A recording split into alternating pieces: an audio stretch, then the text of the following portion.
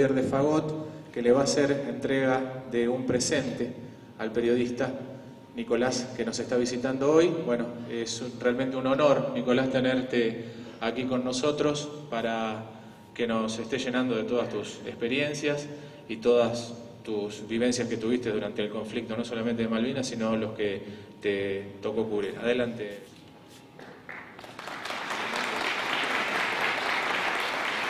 Ciudad de Arias, muy buenas noches.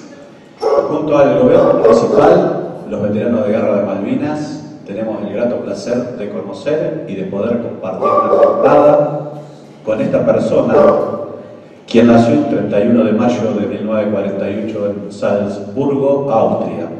Este periodista, descendiente de oficiales del ejército del zar, llegó con su familia a nuestra Argentina cuando tenía solamente 5 meses de vida. Comenzó en el periodismo como colaborador del diario La Nación. Luego, como redactor de la revista Siete Días, escribió también en Clarín, Ámbito Financiero. En 1978 debutó en televisión en el programa Video Show. También fue reportero y conductor en el Canal 11 de Argentina y las cadenas CNN, Telemundo, Univisión y NBC de los Estados Unidos, donde fue nominado al premio Emmy por su documental La Nueva Rusia. En el año 1982, cuando era periodista de ATC, aquel 2 de abril lo convocaron para ir a Malvinas, junto a su compañero, el cameraman Alfredo Lamela, y convirtiéndose él en el único corresponsal de guerra en nuestro país, cubriendo toda la gesta de Malvinas. También se desempeñó como enviado especial en los conflictos bélicos de Nicaragua, El Salvador, Irak y el Líbano. Sobre la gesta, ha publicado dos libros importantes: Malvinas, Masacre y Fuego y La Pasión según Malvinas. Junto con el trovador santafesino Carlos Longoni, ha creado más de 30 canciones dedicadas a distintos episodios de la Guerra de Malvinas. Él es de los que creen y dijo que estuvimos a un suspiro de ganarle a la OTAN, porque las guerras no las gana el que tiene mejor armamento, sino el que tiene más voluntad. Y él estuvo ahí precisamente para atestiguar esta convicción guerrera de soldados de 18 y 19 años que daban la vida por sus amigos. Él vivió bajo fuego y fue testigo de todo lo que se cayó y se ocultó durante la guerra: la censura, la relación con los soldados, las noches de insomnio y la difícil vuelta al continente. Con nosotros, el periodista, documentalista, escritor, productor, señor Nicolás Casanseu. Una vez le pregunté a un gran escritor que se llamaba Leonardo Castellani cuál era el principal defecto de nosotros los argentinos, y me contestó: la ligereza. Y realmente pienso que es así, porque nosotros tomamos todas las cosas por arribita, no vamos al hueso. Y por eso, siendo un pueblo que se considera el más vivo, el más banana del planeta, nos compramos todos los buzones. En los sucesivos gobiernos, si ustedes hacen historia, van a ver cuántos buzones nos compramos. Porque no sometemos a la duda, al pensamiento crítico, lo que nos venden los políticos y los periodistas. Por eso yo le digo, sobre todo a los chicos cuando doy charlas en los colegios, no le crean a nadie, tampoco créanme a mí. Apliquen la duda sistemáticamente para ahorrarse grandes sinsabores y desengaños. Apliquen la duda, pongan todo en duda y vayan a las fuentes, chequeen y solo saquen sus propias conclusiones. No compren nada ya prehecho. Nosotros, lamentablemente, los argentinos, por esta ligereza que tenemos, con respecto a Malvinas, que es mi tema de hoy, nos hemos comprado un montón de ideas, fuerzas, falaces que repetimos sin someterlas ni por un instante a una visión crítica. ¿Será cierto o no será cierto? Nos vendieron, por ejemplo, que fuimos a la guerra por un general borracho. Yo me tomé el trabajo de hacer una pequeña investigación. Galtieri no era alcohólico. Galtieri era un tipo de movimientos torpes, tenía una voz aguardentosa, y para un periodista es muy fácil: le sacas una foto con una copa en la mano, chao, ya está, alcohólico. Pero no me quedé en eso. Después de la guerra hablé con el almirante Anaya y le pregunté si era alcohólico Galtieri, y me dijo: no, mirá, mire, me tuteaba. Cuando se hacía la reunión del gabinete militar, del comité militar, en el tiempo en que Galtieri se tomaba un whisky, Viola, que fue presidente también de facto de la Argentina, se tomaba 4. El alcohólico era Viola, pero nadie habla del alcoholismo de Viola. ¿Por qué se habla del supuesto alcoholismo de Galtieri? Para ridiculizar la guerra de Malvinas, porque no hay gesta heroica si fuimos a la guerra por un general borracho. Una vez, estando en Paraná, me entrevista un periodista de una radio y me dice, ¿sabes qué? Tenés razón en esto que decís que Galtieri no era alcohólico. Digo, sí, ¿y vos cómo sabés? Yo era el chofer personal de Galtieri, me contesta. Curiosamente, la que era alcohólica era Margaret Thatcher. Después de la guerra, los medios ingleses publicaron de que la Thatcher se emborrachaba todas las noches. Y yo la comprendo, porque estaría aterrorizada de que un paisito sudaca de cuarta le pudiera hacer morder el polvo al gran león inglés. Inclusive en la película sobre la Thatcher que protagonizó Meryl Streep, que le valió un Oscar, se muestra claramente que era alcohólica, pero nadie habla del alcoholismo de Margaret Thatcher. Y esta cuestión del supuesto alcoholismo de Galtieri, primero es una banalidad, porque la verdad que es una cuestión personal y privada. Si alguien toma o no toma, hay que evaluarlo desde el punto de vista militar, si fue en la guerra de Malvinas un buen conductor o no, y no lo fue.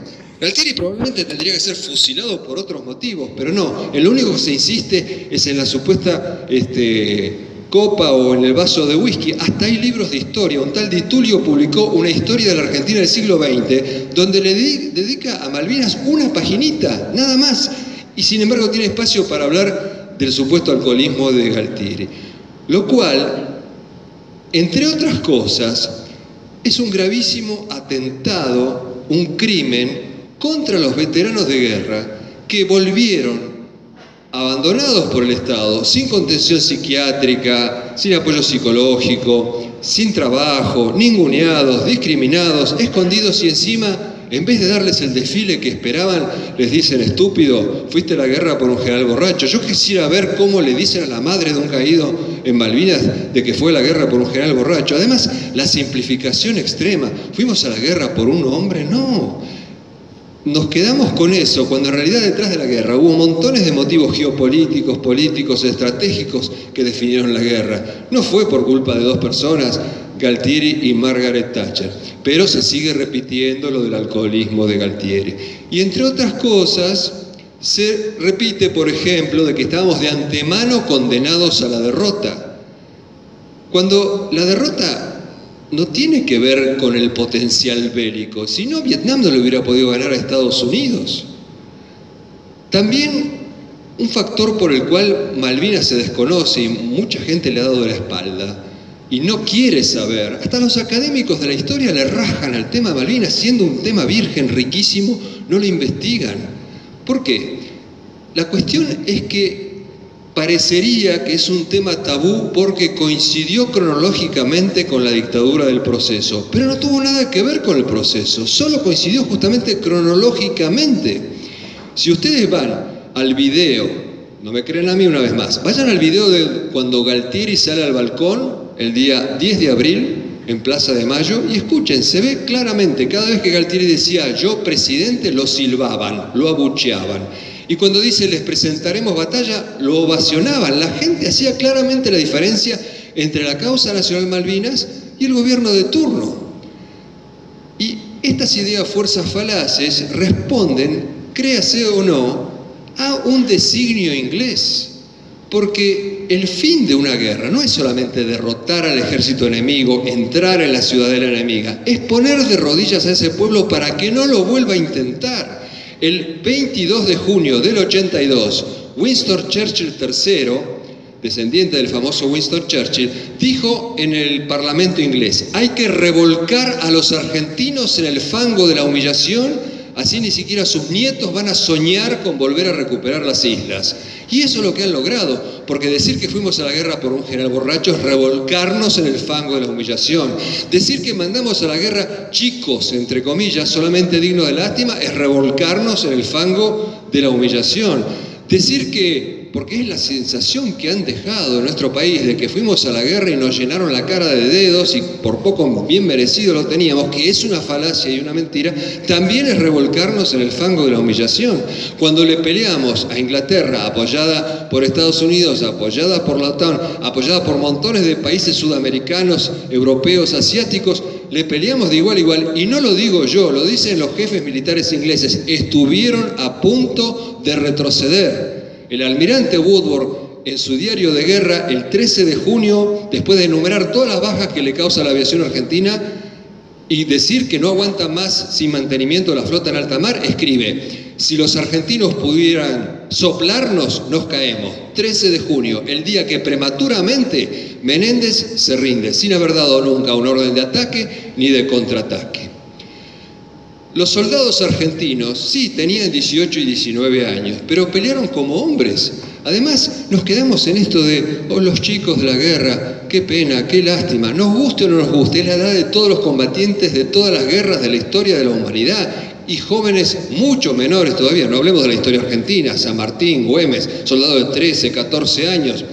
Pero aún hoy, la aviación israelí, que es considerada una de las mejores del planeta, la edad promedio de sus pilotos es de 19 años.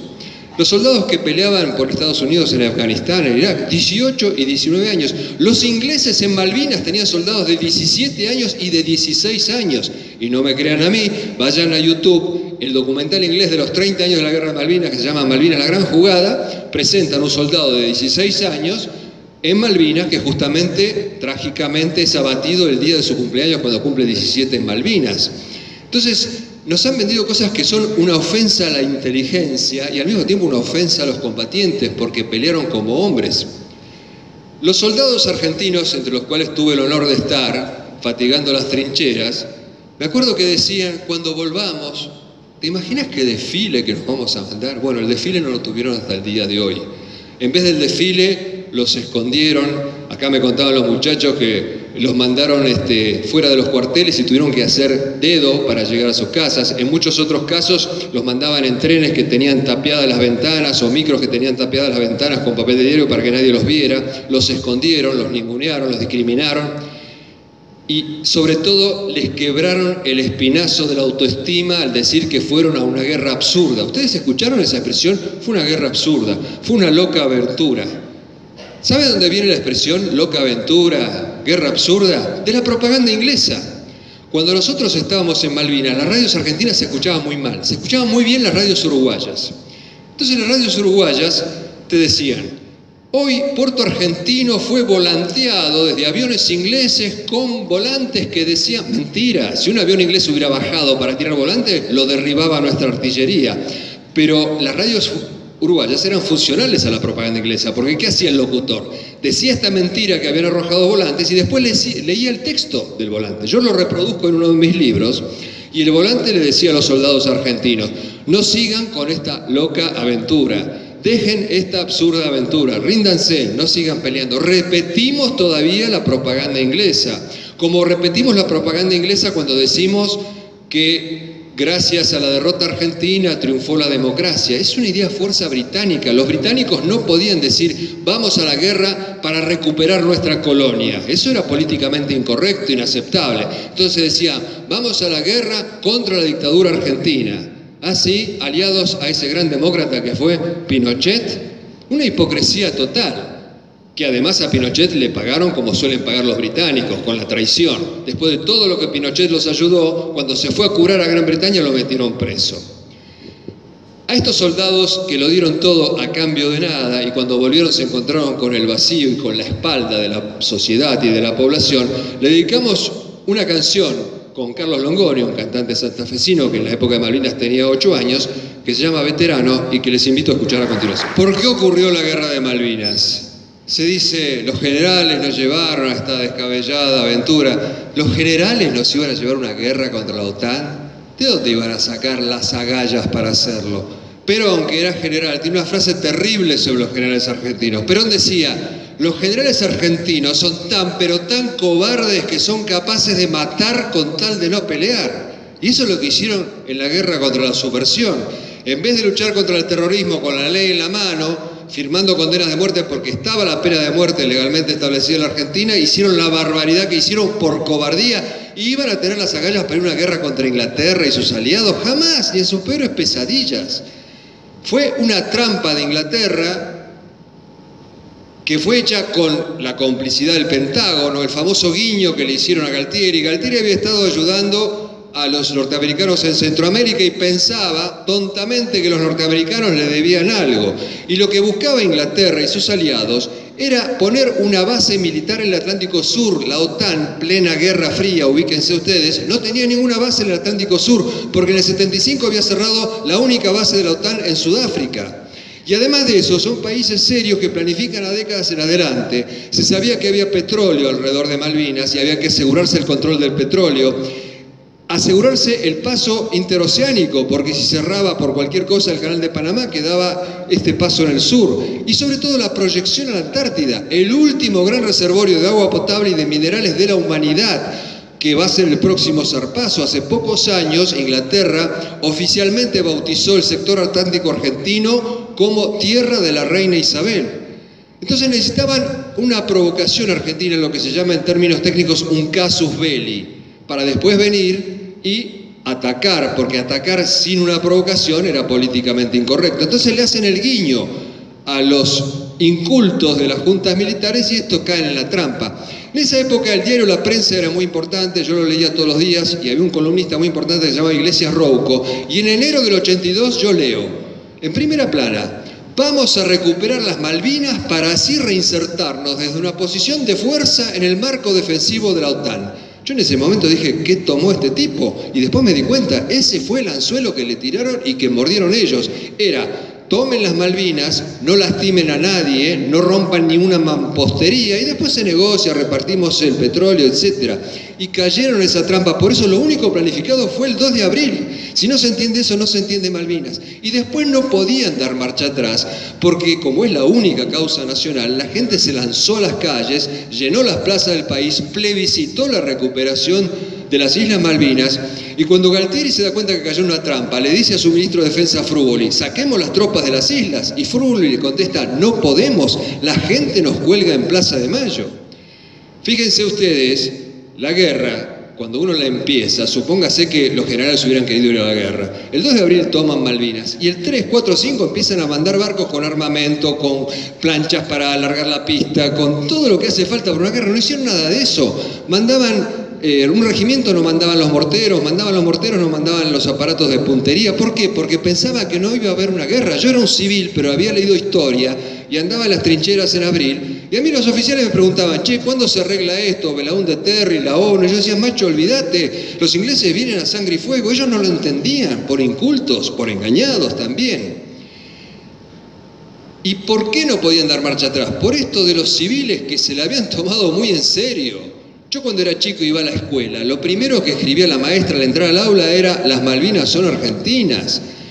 Y cuando la gente se lanza a las calles a apoyar esto, no solo se lanza para apoyarlo, sino que se anotan como voluntarios. 200.000 civiles se anotaron de voluntarios para ir a pelear a Malvinas. A ninguno de ellos lo dejaron ir, pero se anotaban pilotos civiles que decían: yo me largo con mi avioneta, me estrello contra un barco inglés.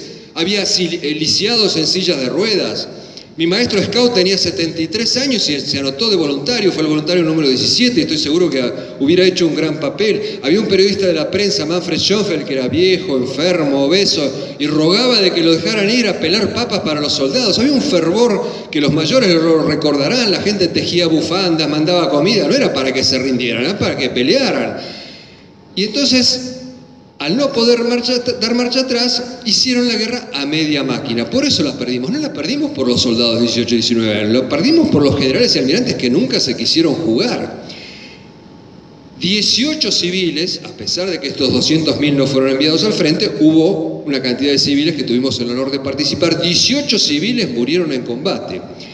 Y nosotros con mi camarógrafo, cuando llegamos allí, ingenuamente pedimos que nos dieran armas para participar de la defensa, porque primero nos considerábamos argentinos antes que periodistas, y los militares se nos mataron de risa en la cara. A mí me dijo un mayor, me dijo: no, si a vos te dan un arma, yo hago un pozo de 3 metros, me entierro ahí, no salgo hasta que termine la guerra. Pero un sentimiento quizás ingenuo, pero real. Mi camarógrafo me dijo una vez bajo un bombardeo: ¿sabes qué? Estuve pensando, si acá hay 10.000 tipos defendiendo las islas, yo soy el 10.001. No nos dieron armas, pero un día, poco antes de la rendición, filmando un combate de artillería, un teniente de artillería me permitió hacerle un disparo a los ingleses con un cañón de 105, lo cual no me convierte de ninguna manera en combatiente, pero creo que simboliza el deseo de pelear que tuvieron esos 200.000 civiles que se anotaron de voluntarios. Además hubo voluntarios en todo el mundo, en los países latinoamericanos, en España, países como Israel. Había voluntarios para venir a pelear. ¿Qué sabían de nosotros? Que era una causa justa, noble y limpia, era lo único que los atraía. Pues bien, le hicimos una canción con Carlos Longoni al voluntario, a ese que quiso ir, al voluntario insumiso y que no lo dejaron. Acá va entonces Voluntario Insumiso. Como les decía, nos vendieron esta mentira de que mandamos chicos a la guerra, suponiendo que chicos es una cuestión que implica lástima, que no estaban aptos, pobrecitos, lo cual es una ofensa a la inteligencia, una vez más, y una ofensa a los combatientes porque combatieron como hombres. Y no nos detenemos a pensar una cosa elemental. Chicos, ¿de dónde viene la palabra infantería? De infante. Infante significa chico. Nos guste o no nos guste, en todas las guerras pelearon los más jóvenes. ¿Por qué? Por 3 motivos. Tienen la resistencia física que no tenemos los adultos.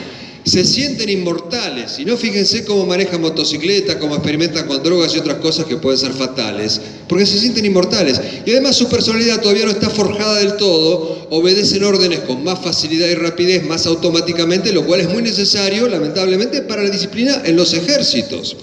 Pero sobre todo, lo fundamental es que pelearon como hombres.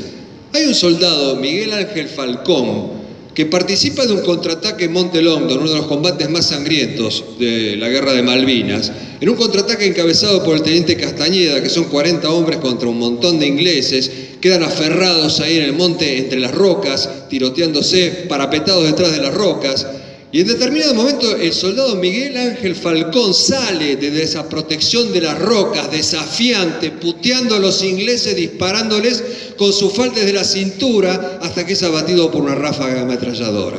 Ese es un chico, eso es un hombre. Y si no, vamos al otro caso.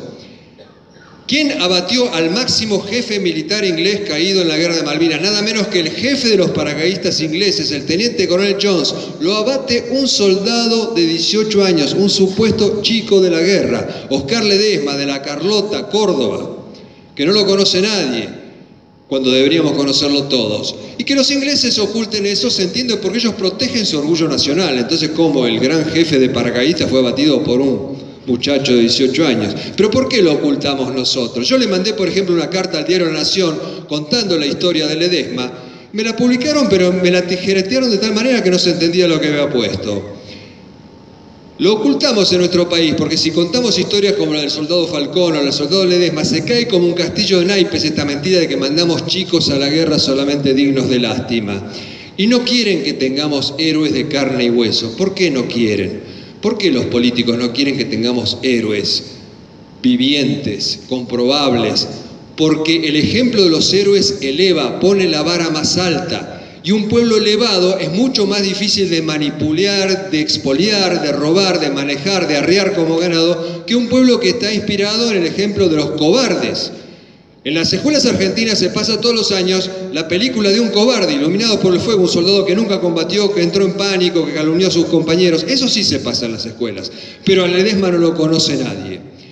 La historia de Ledesma es así: él estaba en el Regimiento 25, aquí hay varios combatientes de ese glorioso regimiento, en la batalla de Darwin, una batalla también muy cruenta, y cuando ve que se acerca un oficial inglés, obviamente él no sabía quién era, con una ametralladora de mano, de Sterling, una de ataque, hacia un pozo aledaño donde había 2 soldados del regimiento de Mercedes, 2 mercedinos, y les ve la cara de terror porque se habían quedado en munición, el inglés los iba a matar. Ledesma acciona su ametralladora Mac y abate al teniente coronel Jones. Al teniente coronel Jones le decían rayo de sol, un indicativo que tenían los ingleses. Ledesma abate a rayo de sol. Vamos a ver la canción que tiene que ver con este hecho histórico protagonizado por un cordobés de 18 años. ¿Por qué nuestros héroes no han sido reconocidos hasta el día de hoy? Bueno, están los motivos ideológicos que embarran la cancha, está el tema de que yo creo que a los políticos no les interesa que tengamos héroes, ni gestas, ni nada que levante el espíritu y la exigencia de la población, ni el amor a la patria, que seamos todos indiferentes a ella, así la pueden saquear mejor. Pero también hay un elemento muy importante, muy terrible, pero muy humano, que es la envidia. Y eso ha pasado justamente en el seno mismo de las Fuerzas Armadas, porque a los que volvieron, a los profesionales de la guerra de Malvinas, también los ningunearon, los escondieron, trataron de arruinarles la carrera, los fueron discriminando. ¿Por qué? Porque los que no fueron a la guerra envidiaban a los que fueron a la guerra. Los que fueron a la guerra y arrugaron envidiaban a los que fueron a la guerra y no arrugaron. Y los que fueron a la guerra y no arrugaron envidiaban a los que fueron a la guerra y no arrugaron y se hicieron más conocidos. Entonces, por ejemplo, en el ejército había una orden: hay que disciplinar a los malvineros en vez de aprender de su experiencia. En la Fuerza Aérea había un gran guerrero, capitán Pablo Carballo, de acá de Córdoba. Le hicieron una cama y lo hicieron renunciar en vez de aprovechar sus enseñanzas. Hay un episodio de la Guerra de Malvinas que es particularmente indicativo en ese sentido, y que además es digno de una película con tantos otros episodios. En la batalla de Darwin había, en las afueras de la guarnición argentina, puestos de ROA, radio observadores adelantados. Como no había radares, había que ubicar gente que avisara cuando venían los Harriers o venían los buques ingleses. Entonces, pequeños grupos se ubicaban en medio de la tierra de nadie, mimetizándose con el terreno, viviendo en condiciones muy difíciles, muy duras, y tenían que avisar cuando estaba por llegar el enemigo. Uno de estos puestos, que pertenecían a la base aérea Cóndor, que estaba en Darwin, se llamaba el puesto Piguá, Radio Observadores Adelantados. Estaba al mando de un joven oficial, un alférez, muy jovencito, daguero, y 2 soldados, Morales y Coronel, de 18 años. Cuando ellos eran los ojos del Cóndor, porque eran los ojos de la base Cóndor, avisaban cuando venía el enemigo. Cuando se produce la batalla de Darwin y termina desfavorablemente para nosotros, se rinde la guarnición argentina, estos 3 hombres deciden no rendirse y hacen un escape que es digno de una película. Por ejemplo, ellos caminaban de noche en un territorio controlado por los ingleses, de día hacían un pozo muy superficial sobre la tierra, se acostaban, se ponían una manta encima, caía la nieve, los iba tapando, y de esa manera zafaban de la persecución de los ingleses. Hasta que llegado un momento se comunican con Puerto Argentino y también con mucha audacia un helicóptero con vuelo rasante rozando la hierba llega y los rescata, los saca. Helicóptero en la jerga militar se llama pala. Un episodio realmente único. Se lo mando el video que hicimos con Carlos Longoni al jefe de la Fuerza Aérea Sur, al jefe de daguero de estos hombres, y me contesta: muy lindo el video, no conocía esta historia. ¿Cómo? El único oficial que no se había rendido en una batalla tan cruenta y no conocía a su jefe la historia. ¿Hasta dónde llega el ocultamiento? Acaba entonces la canción Los Ojos del Cóndor, dedicada a esta historia. Daguero también es cordobés, de Villa Carlos Paz. Imagínense las penurias que habrá pasado, que cuando él vuelve de la guerra y golpea la puerta de la casa de su mamá se asoma y le dice: ¿qué necesita, joven? No lo había reconocido de lo demacrado que estaba. La historia de la Guerra de las Malvinas, si se mira con ojos sin prejuicios, es, entre muchas otras cosas, una historia de amor al prójimo, una cadena de historias de amor al prójimo, montones de historias, de ese amor que es el más sublime según el Evangelio. El Evangelio según San Juan dice: no hay mayor amor que el de aquel que da la vida por sus amigos, y nuestros soldados daban la vida por sus amigos. Acá hay presentes soldados del Regimiento 25, y el 25, una sección de él, una compañía de él, participó en el combate de Darwin, que ya lo habíamos mencionado, donde Ledesma mató a Jones.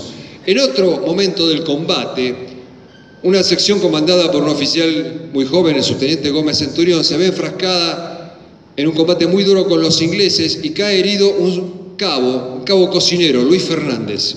Tratan de sacarlo y no pueden. Inclusive otro soldado cordobés se pone rodilla en tierra, empieza a disparar y no logran sacarlo, no hay manera de sacarlo. Entonces Gómez Centurión se acerca al cabo herido, a Fernández, y le dice: mira, te vamos a dejar acá, pero yo te prometo que te vamos a venir a buscar más tarde. Lo dejan, se repliegan, los ingleses ocupan ese territorio, llega la noche y Gómez Centurión inclusive tiene la honestidad de decir que dudó en cumplir con lo que le había prometido porque pensó: ya se debe haber desangrado, o ya lo tienen los ingleses y lo están curando los ingleses.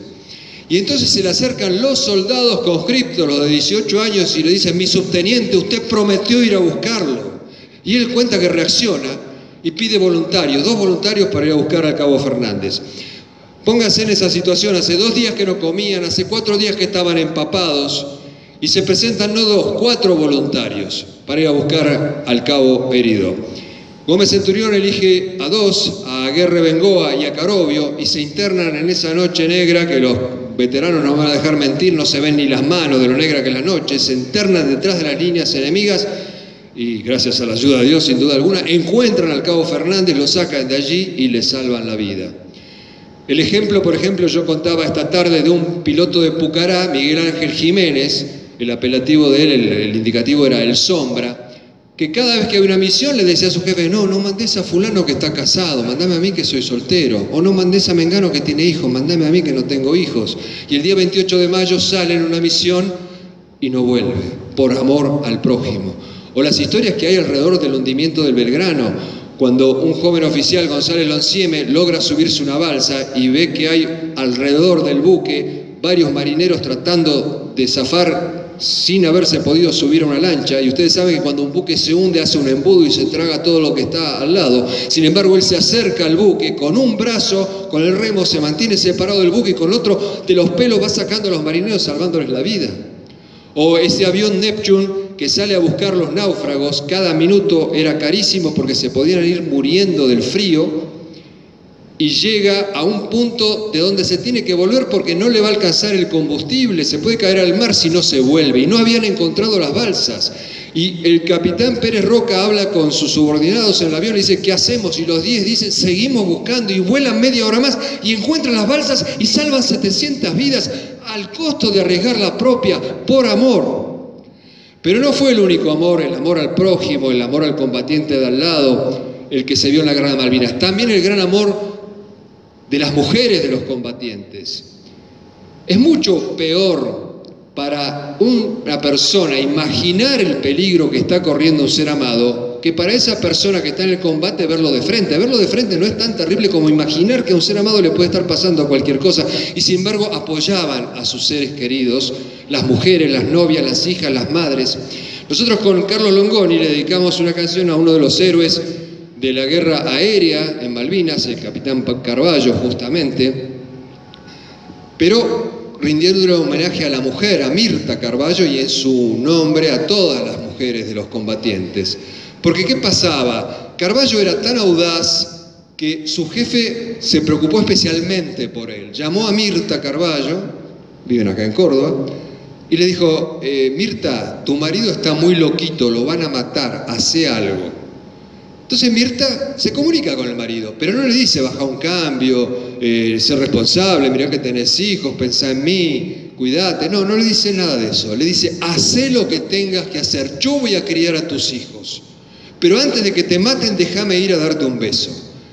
En esta historia real nos basamos para hacer esta canción.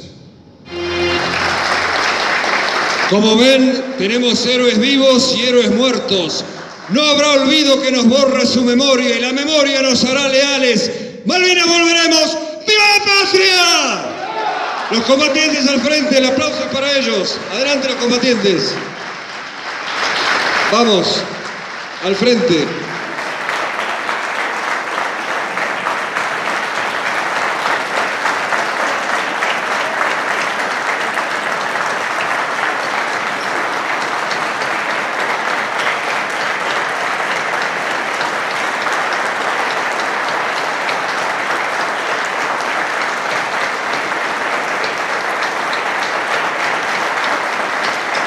Bueno, como yo, no sé si no lo comenté antes, ahora me confundo cuando lo comenté. El general Menéndez y los generales que estaban allí tuvieron la brillante idea de cuidar más los intereses de los kelpers que los de los soldados. A los soldados les prohibió carnear las 300.000 ovejas que había en las islas para proteger a los kelpers. Imagínense qué tropa de ocupación tan extraña fuimos. El soldado que carneaba una oveja era castigado. Igual, obviamente, el hambre los empujaba a hacerlo. Y también les prohibió entrar a las tiendas de los kelpers. Los civiles sí podíamos entrar a las tiendas. ¿Y por qué les prohibió entrar a las tiendas? Porque cuidaba a los kelpers más que los soldados. No quería que tuvieran desabastecimiento los kelpers. Entonces los soldados nos pedían a los civiles que estábamos allí que les compráramos cosas. Y yo, muchas veces de mi bolsillo, otras me le daban el dinero a los soldados porque para todos no tenía. Las 2 horas que estaba abierto el West Store, yo entraba y les compraba cigarrillos, comida, lo que me pidieran. Una botella de whisky, galochas, una radio, una cámara fotográfica, lo que me pidieran. Y lo hacía con bastante temor porque Yo dejaba apostado a mi camarógrafo y tenía miedo que en ese momento hubiera un ataque o algo y yo me lo perdiera, pero para mí era importante ayudar a los soldados porque yo tenía 33 años, ellos tenían 18 y 19. Para mí eran mis hermanos menores.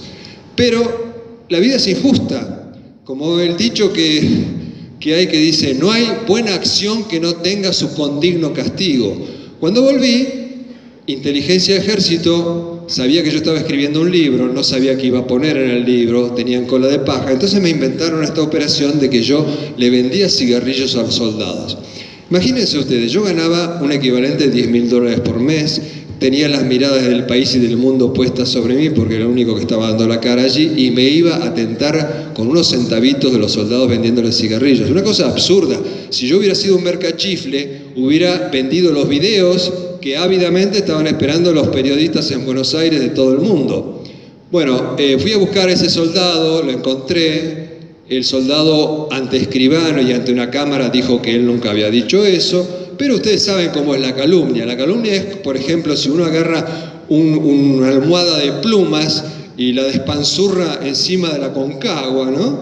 Eso es la calumnia. Contrarrestar la calumnia es juntar una por una las plumas de la Concagua. Imposible, siempre alguien va a repetir eso. Pero hace poco, no sé si lo tenés en puerta, me invitó el presidente del Centro de Veteranos de Neuquén, Daniel David, a dar una charla y me llevó al Canal 7 de Neuquén, donde nos hicieron un reportaje y donde dijo Daniel David esto. Me gustaría que le comente, porque a mí me cayó bien, la historia de lo del whisky que dijiste. También le conseguí whisky. ¿Qué significa eso? Bueno, había veces que los soldados cumplían años, entonces me pedían alguna botella para festejar, yo se las compraba. Y hace unos años de una charla en Necochea y se me acerca un ex soldado que ahora es abogado en Necochea y me dice, gracias a vos, una noche entera dormí en Malvinas, porque imagínense lo que era dormir en pozos inundados con el frío que hacía. Me dice, ¿me compraste una botella de whisky? Me la tomé toda de un saque y desaparecí del mundo. Amanecí 12 horas después, renovado. Mirá, fue una terrible herida para nosotros, porque ubicate en el lugar y en el tiempo. No había los satélites que ahora, nosotros no teníamos retorno, no sabíamos que se emitía. Yo mandaba el material y me decían bien recibido. Yo suponía que parte iba a ser achada por la censura, pero cuando volvemos, nuestros compañeros de Canal 7 nos cuentan que entre el 90 y el 95% fue destruido, no solo no fue mostrado, fue destruido. ¿Por qué lo destruyeron? Por si las moscas, por estupidez, porque tampoco había cosas extraordinarias. Sí, una vez me acusaron los generales de que cómo yo había filmado muertos en combate. Pucha, era una guerra, yo filmaba todo lo que podía y hay muertos en un combate. Pero, por ejemplo, me dicen, no filmes más soldados conscriptos. Yo digo, ¿cómo? ¿Por qué no los voy a filmar? No, porque no se tiene que saber que son tan jóvenes. Todo el mundo sabía los jóvenes que eran. Yo me negué a cumplir esa orden. Primero por una cuestión de ética profesional. Y segundo porque cuando filmábamos a los soldados se ponían muy contentos de que podrían verlos en el continente sus seres queridos. De hecho, muchos fueron vistos por videos hasta que empezaron a destruirme los videos. Y además los soldados como que se descomprimía la situación porque nos veían en las trincheras, nosotros que no estábamos obligados a estar ahí, pensarían que si estábamos ahí no era tan jorobada la situación, la pasaban bien con nosotros y nosotros con ellos. Entonces imagínate la cantidad de material que me destruyeron solamente porque seguí filmando soldados conscriptos, una cosa absurda. Yo a mi censor que tenía en Malvinas, que me obligaba a borrar algunos materiales, decía, no lo hagas borrar, guardátelo vos para después de la guerra, cada fotograma es un documento histórico que va a tener un valor incalculable después de la guerra. Me amenazó con hacerme corte marcial. Así que el tema de la destrucción de material no entra en ninguna lógica. Yo entiendo la lógica de la censura militar. Si yo filmo una posición y la muestro en televisión, después vienen los ingleses y los atacan, eso se entiende. Pero, por ejemplo, un oficial de la Armada, Molteni, ataca a los ingleses en la batalla de Darwin, que estaban combatiendo en tierra los argentinos, van a apoyo de los argentinos, ataca a los ingleses. Van dos aviones, su numeral, o sea, el segundo de él, es abatido en ese ataque. Vuelve Molteni, yo en caliente lo entrevisto, imagínate qué documento histórico. Molteni era un tipo muy especial, muy divertido, muy alegre, muy canyengue, cantante de tango, jodón, qué sé yo. Y entre otras cosas, como poco antes se había salvado un piloto, Filippi, porque se había eyectado y había hecho supervivencia con el equipo supervivencia en estilo Robinson Crusoe, y que si no tenía el equipo supervivencia moría, Yo, entre otras preguntas, le digo a Molteni, ¿pero llevabas todo tu equipo de supervivencia? Y él me dice, no, ya cuando salgo de vuelo no llevo ni el peine.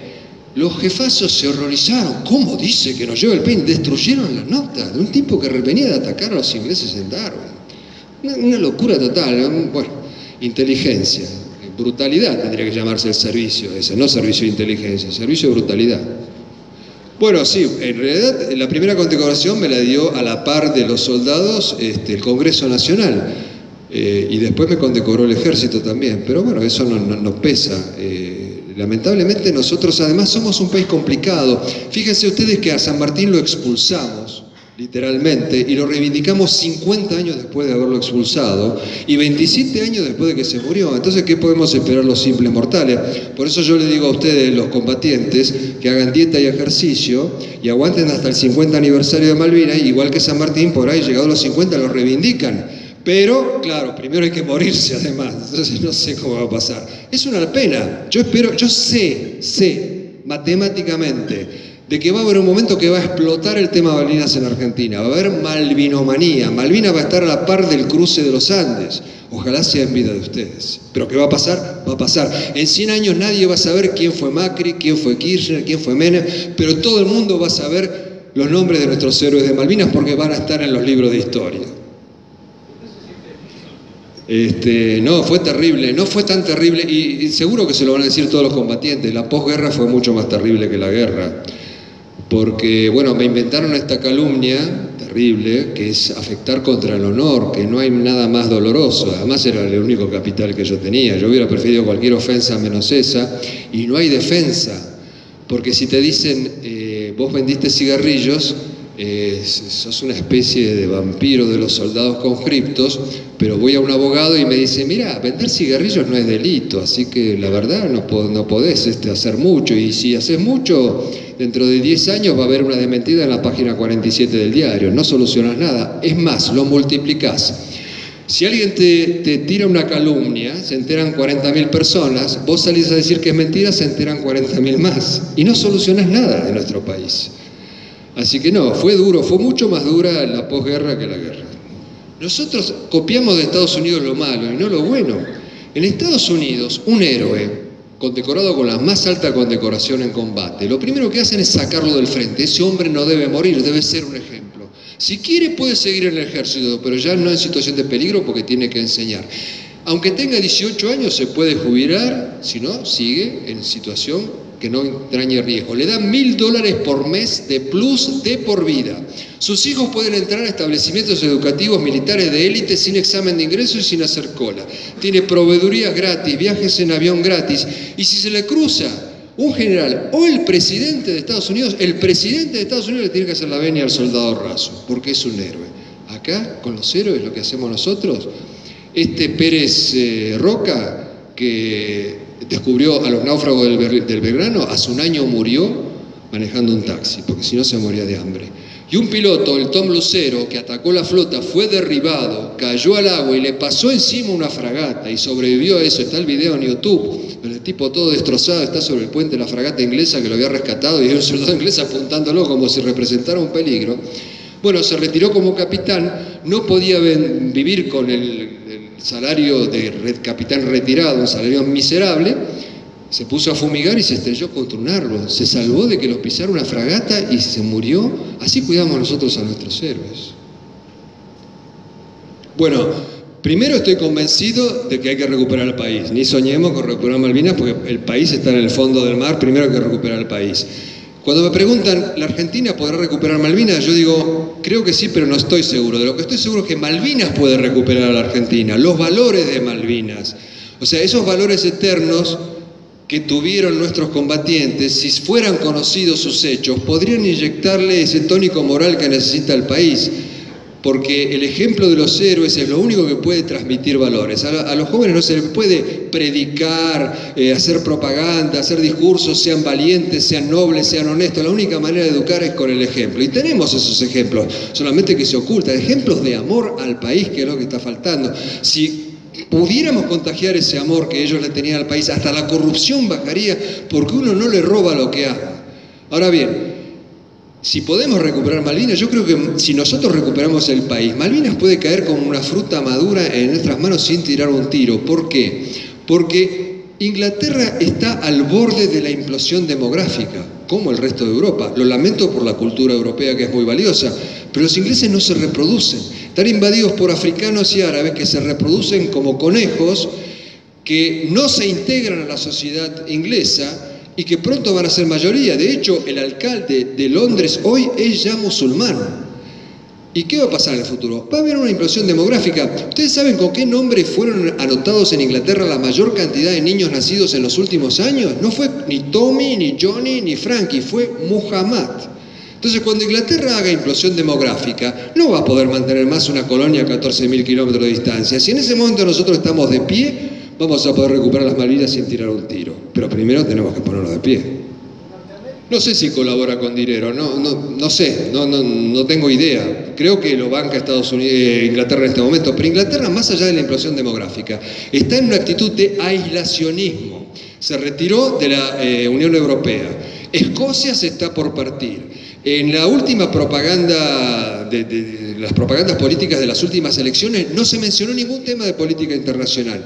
En el Medio Oriente hay una escuadrilla de aviones ingleses minúscula solo como símbolo. Los ingleses se están aislando, no quieren saber más nada de nada. ¿Es la situación perfecta? Si nosotros estuviéramos de pie, si nosotros tuviéramos fuerzas armadas que no las tenemos. ¿Cómo?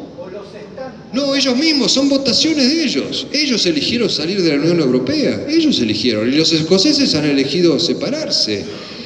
Es que nosotros debemos tener fuerzas armadas, no para ir a la guerra, para no ir a la guerra. Esto lo sabían los romanos. Los antiguos romanos decían, si querés la paz, prepárate para la guerra, porque tenés que tener las fuerzas armadas como efecto disuasivo. Mirá lo que tengo atrás, no te metas conmigo. Hoy por hoy se mete cualquiera con nosotros. El presidente del Uruguay dijo que había considerado entrar en guerra contra la Argentina por las pasteras.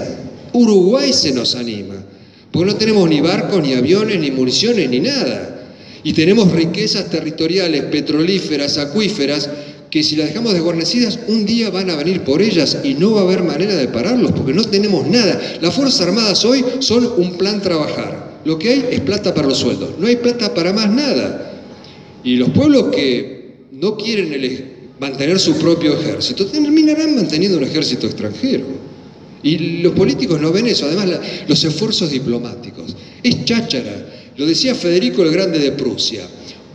Una diplomacia sin un fuerte ejército atrás es como una orquesta sin instrumentos. La diplomacia tiene peso cuando vos decís, che, escuchame, mirá lo que tengo atrás. Si no, no tiene peso, es pura cháchara, se te matan de risa. Nosotros teníamos el sistema antiaéreo Skyguard, que era el mismo que tenía Suiza en ese momento. Nosotros teníamos los aviones Super Etendard con los misiles Exocet, que era el último grito de la tecnología que no había sido probado en ningún lado. Y habíamos comprado 15 y nos entregaron solamente 5, con lo cual hicimos un desastre con esos misiles. Si nos hubieran entregado los 10 restantes, esa flota no volvía a Inglaterra. Así que estábamos bastante bien preparados. No falló la maquinaria tecnológica, lo que falló fue la voluntad de combate. Eso lo dijo von Clausewitz, un teórico de la guerra del siglo XIX, que es considerado el mejor teórico de la guerra. Él decía exactamente eso: no la gana la guerra el que tiene más hombres, la gana el que tiene la voluntad más fuerte. Nuestros pilotos lo demostraron, con aviones modelo 30, atacaban fragatas modelo 80 y las hacían puré, y combatían contra Harrier que eran modelo 80. Todas esas décadas de diferencia de tecnología las suplían con profesionalismo y con coraje. Eso es lo que define una guerra. Los pilotos tenían esa voluntad, los generales y almirantes ninguna, nunca dieron una orden de ataque ni de contraataque, escondieron la flota en los puertos. Yo me asombraba porque vos estudiaste paramilitar, llegó una guerra, la primera en 100 años de la historia argentina, como mínimo tenés la oportunidad de pasar a la gloria. El grado inmediato superior de general, supongo que debe ser general muerto en combate, tendrías tu monumento frente a la Plaza San Martín. No les interesó. Cuando va a empezar la guerra, había un viejo general que había sido profesor de Galtieri, general Señoranz, que le pide una audiencia y lo va a ver. Y le dice: Galtieri, escúcheme, en esta guerra tiene que morir un general. Y ninguno de esos que están ahí va a morir. Mándeme a mí, que yo voy a ser el general que muera en la guerra. No lo mandaron, pero el tipo la tenía re clara. Los generales argentinos eran muy valientes para 10 días de arresto porque está mal afeitado en medio de la guerra, en la roña esa. 10 días de arresto, mal afeitado, qué sé yo, pero cuando llegaron los ingleses se quedaron en el pueblo, no fueron a combatir. Por eso perdimos la guerra. No, perdón, modelo 50, me equivoqué. El avión del Cacha-Arca A4 era modelo 50, 53. 30 años de diferencia de tecnología. En algunas cosas sí, en los aviones A4, pero más mérito todavía, porque con esa diferencia tecnológica, el servicio militar sí, la colimba no. La colimba era una vergüenza, empezando por la palabra, colimba, corre, limpia y barre.